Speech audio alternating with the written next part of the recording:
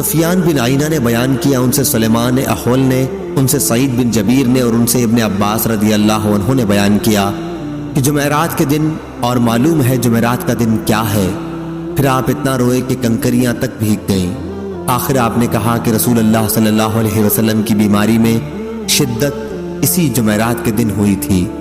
تو آپ صلی اللہ علیہ وسلم نے صحابہ سے فرمایا کہ قلم دوات لاؤ تاکہ میں تمہارے لیے ایک ایسی کتاب لکھوا جاؤں کہ تم میرے بعد اس پر چلتے رہو تو کبھی گمراہ نہ ہو سکو۔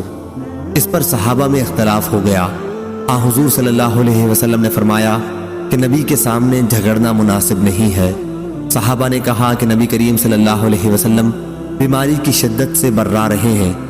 حضرت صلی اللہ علیہ وسلم نے فرمایا کہ اچھا، اب مجھے میری حالت پر چھوڑ دو، میں جس حال میں اس وقت ہوں وہ اس سے بہتر ہے جو تم کرانا چاہتے ہو۔ آخر آپ صلی اللہ علیہ وسلم نے اپنی وفات کے وقت 3 وصیتیں فرمائی تھیں۔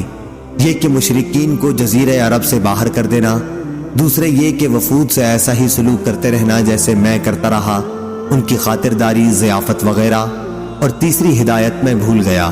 اور یعقوب بن محمد نے بیان کیا کہ میں نے مغیرہ بن عبد الرحمن سے جزیرہ عرب کے بارے میں پوچھا تو انہوں نے فرمایا کہ مکہ، مدینہ، یمامہ اور یمن کا نام جزیرہ عرب ہے۔ اور یعقوب نے کہا کہ ارج سے تہامہ شروع ہوتا ہے۔ ارج مکہ اور مدینہ کے راستے میں ایک منزل کا نام ہے۔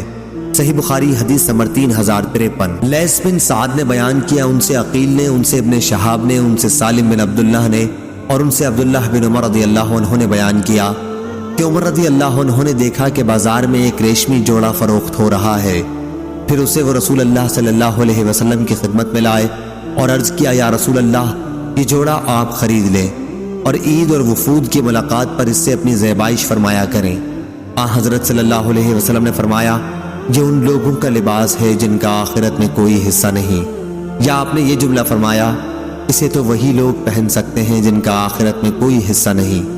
پھر اللہ نے جتنے دنوں چاہا حضرت عمر رضی اللہ عنہ خاموش رہے۔ پھر جب ایک دن رسول اللہ صلی اللہ علیہ وسلم نے ان کے پاس ایک ریشمی جبہ بھیجا تو حضرت عمر رضی اللہ عنہ اسے لے کر خدمت نبوی میں حاضر ہوئے اور عرض کیا، یا رسول اللہ، آپ صلی اللہ علیہ وسلم نے تو یہ فرمایا تھا کہ ان کا لباس ہے جن کا آخرت میں کوئی حصہ نہیں۔ یا عمر نے آپ کی بات اس طرح دہرائی کہ اسے وہی لوگ پہن سکتے ہیں جن کا آخرت میں کوئی حصہ نہیں۔ اور پھر آپ صلی اللہ علیہ وسلم نے یہی میرے پاس ارسال فرما دیا۔ اس پر آپ نے فرمایا کہ میرے بھیجنے کا مقصد یہ تھا کہ تم اسے بیچ لو، یا فرمایا کہ اس سے اپنی کوئی ضرورت پوری کر سکو۔ صحیح بخاری حدیث نمبر 3054۔